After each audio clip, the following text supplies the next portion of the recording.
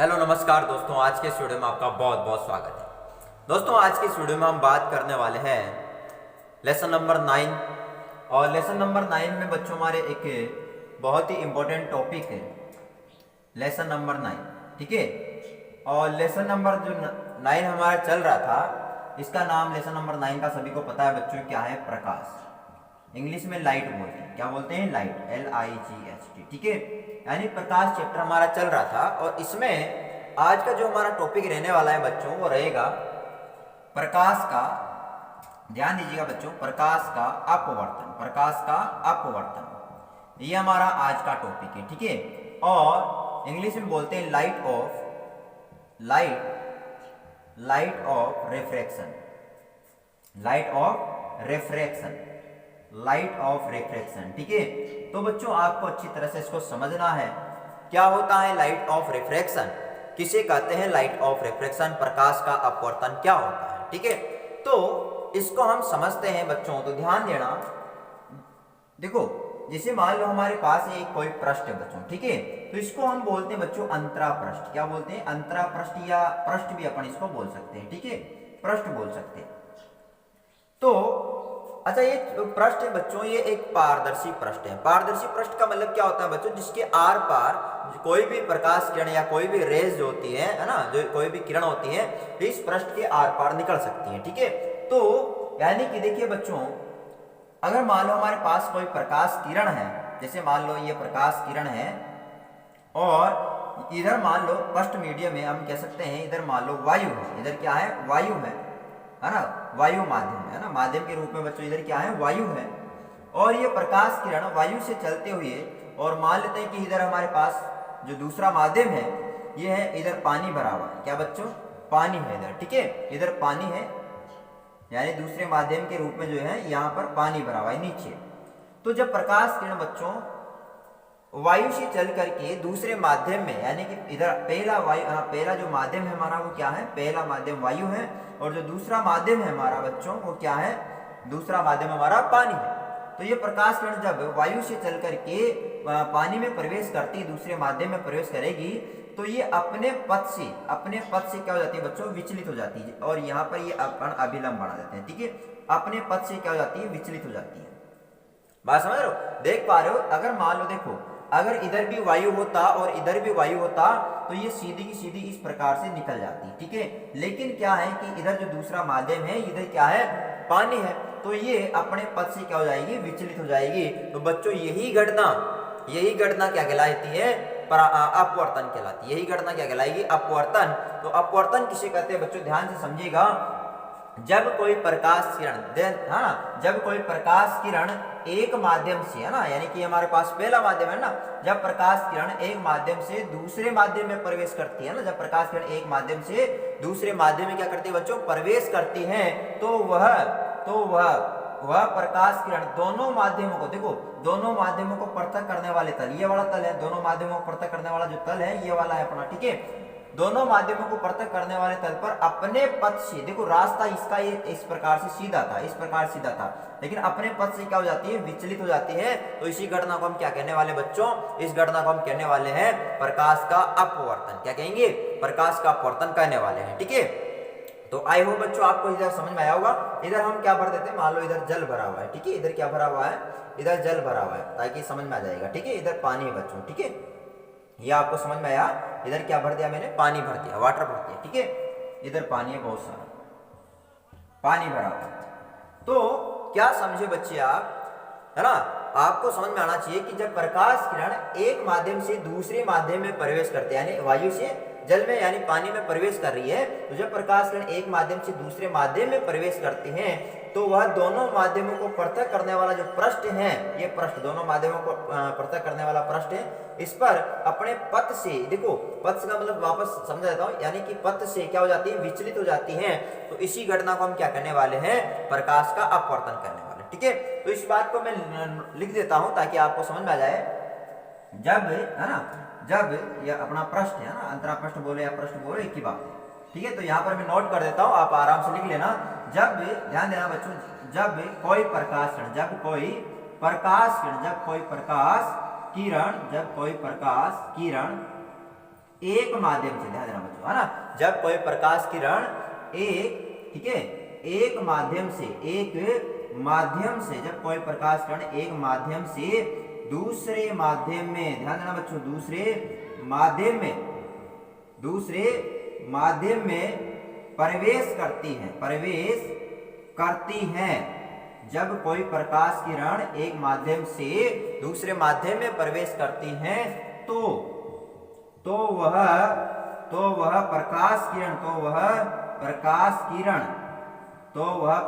किरण दोनों माध्यमों को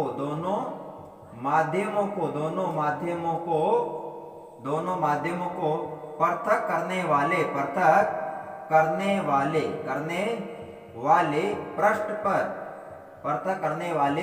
पृष्ठ पर अपने पथ से, ध्यान देना बच्चों, अपने पथ से क्या हो जाती है, विचलित हो जाती है।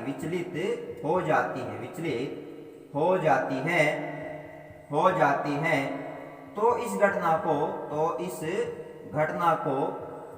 घटना को हम क्या कहने वाले हैं, प्रकाश का अपवर्तन कहते हैं, ठीक है, प्रकाश का क्या कहेंगे, प्रकाश का अपवर्तन कहते हैं। समझ में आया आपको? देखो बच्चों, हमने कहा कि जब कोई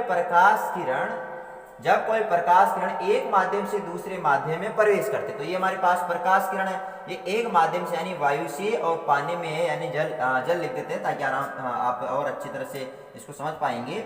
यानी कि जब प्रकाश किरण पहले माध्यम से यानी एक माध्यम से दूसरे माध्यम में यानी वायु से जल में प्रवेश करती है, तो यह दोनों माध्यमों को पृथक करने वाला जो पृष्ठ है, इस पर अपने पथ से क्या हो जाती है, विचलित हो जाती है। तो इसी घटना को हम क्या कहने वाले हैं, इसी घटना को हम कहते हैं प्रकाश का अपवर्तन कहते हैं, ठीक है। तो आई होप आपको समझ में आया होगा कि प्रकाश का अपवर्तन किसे कहते हैं, ठीक है। ओके, आइए अब हम बढ़ते हैं बच्चों। अब हम यहाँ पर समझने वाले हैं जो दो इंपॉर्टेंट बातें समझेंगे। जिसे हमने अभी समझा कि प्रकाश किरण जो है ये अपने पथ से विचलित हो रही है ना, प्रकाश किरण क्या हो रही है, अपने पथ से विचलित होती है। तो ये किस प्रकार से विचलित होती है, ठीक है। क्या ये अगर मान लो प्रकाश किरण विरल माध्यम से सघन माध्यम में प्रवेश करती है, विरल माध्यम से सघन माध्यम में अगर प्रकाश किरण प्रवेश करती है, तो क्या ये अभिलंब की ओर झुकेगी या अभिलंब से दूर हटेगी, ये बातें हमें समझनी है, ठीक है। यहाँ पर दो कंडीशन बढ़ती है हमारे, ध्यान रखना बच्चों। पहली कंडीशन है, जैसे हमारे पास यहाँ पर ये पृष्ठ है और इधर हमारे पास वायु है, वायु यानी ये पहला माध्यम है, ठीक है। और इधर हमारे पास जल भरा हुआ है, क्या बच्चों, इधर जल भरा हुआ है, ठीक है, बहुत सारा जल है।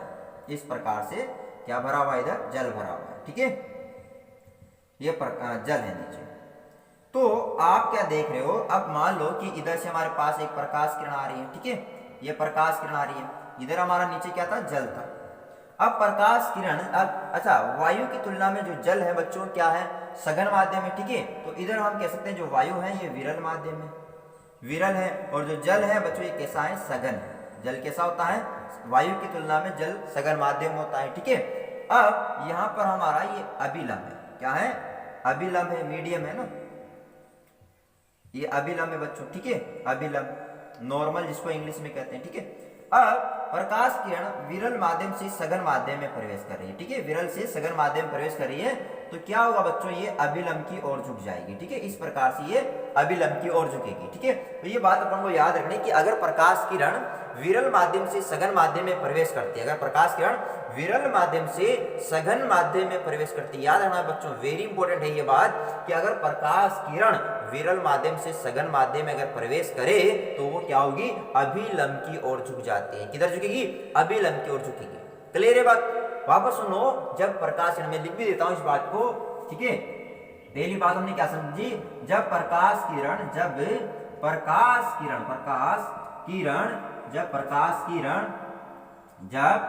किरण विरल माध्यम से, किससे बच्चों, विरल माध्यम से, जब प्रकाश किरण विरल माध्यम से सघन माध्यम में प्रवेश करती है, ठीक है, सघन माध्यम में, आप भी नोट करें इसको, सघन माध्यम में प्रवेश करती है,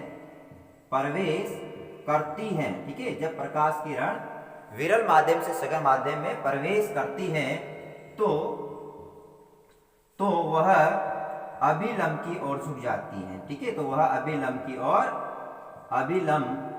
ओर क्या हो जाती है, झुक जाती है, अभिलंब की ओर झुक जाती है। ठीक है, झुक जाती है। तो ये बात आपको याद रखना है कि जब प्रकाश किरण विरल माध्यम से सघन माध्यम में प्रवेश करेगी तो क्या होगा बच्चों, जो प्रकाश किरण है वो अभिलंब की ओर क्या हो जाएगी, झुक जाएगी। ठीक है, आई होप आपको ये बात समझ में आई होगी। ठीक है, अब अगर मान लो इसके ऑपोजिट हो बच्चों, ध्यान देना, ये तो आपने पहली बात समझी कि अगर प्रकाश किरण विरल माध्यम से सघन माध्यम में प्रवेश करे तो वो क्या होगी, अभिलंब की ओर झुक जाएगी। ठीक है, इतना क्लियर हो गया आपको। सेकेंड बात यहाँ पर हम समझने वाले हैं कि अगर प्रकाश किरण जो है बच्चों वो इसका उल्टा हो जाए। ठीक है, जैसे यहाँ पर ऊपर की तरफ मान लो कि है हमारे पास जल भरा हुआ है, क्या है, इधर जल भरा हुआ है। ठीक है, जल भरा हुआ है और नीचे की तरफ बच्चों वायु है। ठीक है, तो यानी ऊपर की तरफ है जल और अब नीचे की तरफ क्या है, वायु है। ठीक है, नीचे की तरफ वायु है। अब जल जो है हमारा सघन माध्यम है, कैसा माध्यम है, सघन माध्यम है, और जो वायु है कैसा माध्यम है, विरल माध्यम है। ठीक है, जल की तुलना में वायु विरल माध्यम होगा। अब प्रकाश किरण यदि हम कहें सघन माध्यम से विरल माध्यम में प्रवेश करती है। ठीक है, समझ रहे हो बात को, अगर प्रकाश किरण सघन माध्यम से किसमें प्रवेश कर रही है, विरल माध्यम प्रवेश करे तो ये क्या होगी, अभिलंब से दूर हट जाएगी। ठीक है, अभिलंब से क्या हो जाएगी, दूर हट जाएगी। क्लियर है ना, इतनी बात समझ में आई आपको कि यदि प्रकाश किरण जो है बच्चों ये सघन माध्यम से विरल माध्यम में प्रवेश करे तो प्रकाश किरण जो है ये क्या होगी, अभिलंब से दूर हट जाएगी। ठीक है, ओके, तो आई होप बच्चों आपको ये दोनों बातें समझ में आई होगी। इस बात को मैं लिख देता हूं। नंबर 2 पे हमने समझा कि जब प्रकाश किरण सघन माध्यम से, क्या ना, सघन माध्यम से विरल माध्यम में, ठीक है, विरल माध्यम में प्रवेश करती है, विरल माध्यम में क्या करती है बच्चों, प्रवेश करती है ना, प्रवेश करती है तो वह क्या होगी, अभिलंब से दूर हट जाती है, अभिलंब से क्या हो जाती है, दूर हट जाती है। ठीक है, दूर हट जाती है। यानी प्रकाश किरण अगर सघन माध्यम से विरल माध्यम में प्रवेश करेगी तो प्रकाश किरण क्या होगी बच्चों, अभिलंब से दूर हट जाएगी। ठीक है, इतना समझ में आया आपको। ओके, अब आइए हम बात करने वाले बच्चों, वेरी इंपॉर्टेंट है और क्या है अच्छा बच्चों, आपको पहले ये दोनों बातें अच्छी तरह से क्लियर होनी चाहिए। ठीक है, वेरी इंपॉर्टेंट है और अच्छी तरह से आपको याद होना चाहिए। पहली बात हमने समझी, अगर प्रकाश किरण विरल माध्यम से सघन माध्यम में प्रवेश करेगी तो वो अभिलंब की ओर झुक जाएगी। दूसरी बात हमने समझी कि अगर प्रकाश किरण सघन से विरल माध्यम में प्रवेश करेगी तो वो अभिलंब से दूर हट जाती है। ठीक है, अब हम यहाँ पर समझने वाले हैं अपवर्तन के नियम, है ना, प्रकाश के अपवर्तन के नियम समझने वाले बच्चों। ठीक है, तो ध्यान दीजिएगा, प्रकाश के अपवर्तन के नियम, टॉपिक क्या रहेगा अपना टॉपिक है बच्चों, ध्यान दीजिएगा, प्रकाश के अपवर्तन के नियम, प्रकाश के अपवर्तन के नियम। तो बच्चों प्रकाश के अपवर्तन के 2 नियम हम समझने वाले हैं। ठीक है, तो पहला हम यहाँ पर देखिए, समझना ध्यान से, जैसे हमारे पास ये कोई पृष्ठ था, अभी हमने देखा बच्चों। ठीक है, ये क्या है बच्चों, हमारे पास पृष्ठ है। अब प्रकाश किरण यहाँ से आ रही है और इस पर आपतित हो रही है। ठीक है, और यहाँ पर मैं अभिलंब बढ़ा देता हूँ। ठीक है, ये अपना अभिलंब है और प्रकाश किरण मान लेते हैं इधर वायु है और इधर नीचे जो है बच्चों इधर जल है। तो आप क्या कहेंगे कि सर वायु की तुलना में जो जल है वो सघन माध्यम है, इसका मतलब जो प्रकाश किरण होगी ये अभिलंब की ओर झुक जाएगी। ठीक है, अभिलंब की ओर झुक जाएगी। अब ध्यान देना बच्चों, ये वाली जो प्रकाश किरण आप देख रहे हो जो कि पृष्ठ पर आपतित हो रही है, तो इसको हम बोलते हैं बच्चों आपतित किरण। क्या कहेंगे इसको, आपतित किरण कहते हैं। ठीक है, आपतित किरण कहेंगे। क्लियर हो गया। इसके बाद जो हमारे पास यहाँ पर ये जो है बच्चों, इसको अपन क्या बोलेंगे, इसको नॉर्मल यानी कि अभिलंब बोलते हैं। क्या बोलते हैं बच्चों, अभिलंब कहेंगे। ठीक है, और ये वाली जो प्रकाश किरण बच्चों इसका अपवर्तन हो रहा है, इसलिए अपन इसको बोलते हैं अपवर्तित किरण। क्या कहेंगे, अपवर्तित किरण कहने वाले हैं। अपवर्तित किरण करने वाले। अब बच्चों यहाँ पर ध्यान दीजिएगा, ये अभिलंब है और ये आपतित किरण, दोनों के मध्य जो एंगल बनेगा इसको I से लिखते हैं और इसे हम कहते हैं आपतन कोण। क्या कहेंगे बच्चों? आपतन कोण कहेंगे। ठीक है, इसी प्रकार अपवर्तित किरण और अभिलंब के मध्य जो एंगल बनेगा इसको हम R से लिखते हैं और इसे हम कहते हैं बच्चों अपवर्तन कोण। क्या कहेंगे? अपवर्तन कोण। ठीक है, तो बच्चों पहला जो हमारा नियम होता है, पहला जो हमारा नियम होगा क्या होता है? पहला नियम होता है बच्चों कि देखिए आपतित किरण अपवर्तित किरण, ध्यान देना, अपवर्तित किरण और जो अभिलंब है बच्चों तीनों एक ही तल में होते हैं। जिसे पहला नियम क्या हो गया बच्चों? हमारा पहला नियम हो गया कि आपतित किरण, पहला नियम क्या हो गया? आपतित किरण अपवर्तित किरण। ठीक है, अपवर्तित किरण, आपतित किरण, अपवर्तित किरण व अभिलंब तीनों एक ही तल पर होते हैं। ठीक है, तीनों एक ही तल पर क्या होते हैं बच्चों? स्थित होते हैं। ठीक है, तल पर स्थित होते हैं। तो पहला नियम आपने क्या समझा बच्चों? पहला नियम आपने समझा कि आपतित किरण, अपवर्तित किरण और अभिलंब, आपतित किरण, अपवर्तित किरण और जो अभिलंब है ये तीनों एक ही तल पर होते हैं। इट मींस हम ये भी कह सकते हैं ड्यू टू वन पॉइंट एक ही तल पर ये स्थित होते हैं। पहला नियम समझ में आया। दूसरा जो नियम होगा बच्चों, दूसरा नियम वेरी इंपॉर्टेंट है और दूसरा नियम क्या कहता है? जैसे आप देख रहे हो यहाँ पर I का मतलब आपतन कोण है और R का कोण R है, इसको हम क्या बोलते हैं? अपवर्तन कोण बोलते हैं बच्चों। ठीक है, तो दूसरा नियम क्या है बच्चों? ध्यान से देखिएगा, दूसरा नियम है कि प्रकाश के, ध्यान समझना बच्चों, प्रकाश के किसी निश्चित रंग, है ना, प्रकाश के किसी निश्चित रंग, ध्यान देना बच्चों, प्रकाश के किसी निश्चित रंग व माध्यम के लिए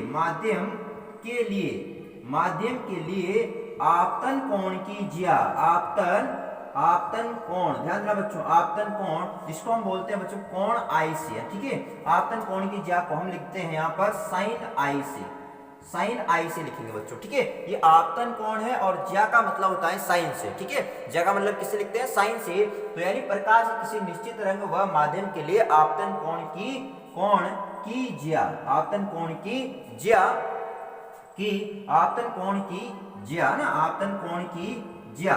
ठीक है, प्रकाश के किसी निश्चित रंग व माध्यम के लिए आपतन कोण की ज्या यानी कि साइन I व अपवर्तन कोण, है ना, अपवर्तन कोण की ज्या ना, अपवर्तन कोण की ज्या यानी कि इसको हम किससे लिखेंगे बच्चों? साइन R से लिखेंगे। यानी अपवर्तन कोण R है, इसकी ज्या जो होगी बच्चों साइन R होगी। ठीक है, तो प्रकाश के किसी निश्चित रंग व माध्यम के लिए आपतन कोण की ज्या यानी साइन I व अपवर्तन कोण की ज्या यानी साइन R का अनुपात। ठीक है बच्चों, का अनुपात। ठीक है, यानी प्रकाश के किसी निश्चित रंग व माध्यम के लिए आपतन कोण की ज्या व अपवर्तन कोण की ज्या का अनुपात सदैव क्या होता है बच्चों?